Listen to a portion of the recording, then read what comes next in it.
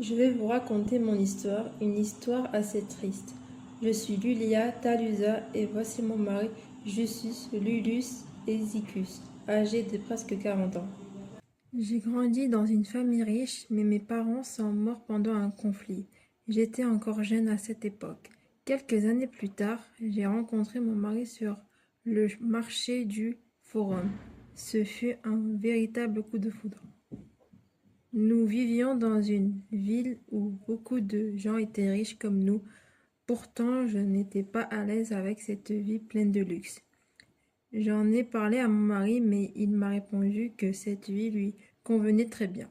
Alors j'ai continué à vivre ainsi, même si au fond de moi, je n'étais pas heureuse. Il me manquait quelque chose que je ne comprenais pas.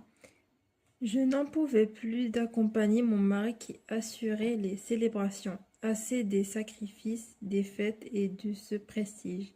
Un jour, alors que je me promenais seule, j'ai remarqué un homme étrange qui ne cessait de me suivre. Mon mari n'était pas avec moi car il gérait ses affaires. Peu à peu, j'ai commencé à avoir peur. J'ai accéléré le pas, pensant l'avoir semé. Mais soudain, il est apparu juste devant moi. J'ai paniqué et crié. Des vigiles urbaines sont arrivés et l'homme a pris la fuite. Mon cœur battait très vite. Les vigiles urbaines m'ont demandé si tout allait bien. J'ai répondu que j'avais eu peur. Mon mari, inquiet, est venu en courant. Ce soir-là, en rentrant chez nous, je n'ai pas réussi à dormir. Je pensais sans arrêt à cet homme. Le lendemain, mon mari m'a réveillée avec une surprise.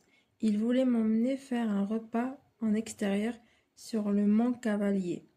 J'étais heureuse, la vue était magnifique. Je ne savais pas encore que le pire allait arriver.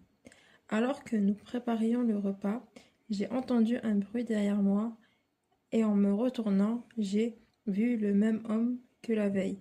Il s'est approché rapidement. Mon mari a essayé de s'interposer, mais il avait une arme. J'ai crié, j'ai couru, mais il m'a rattrapé.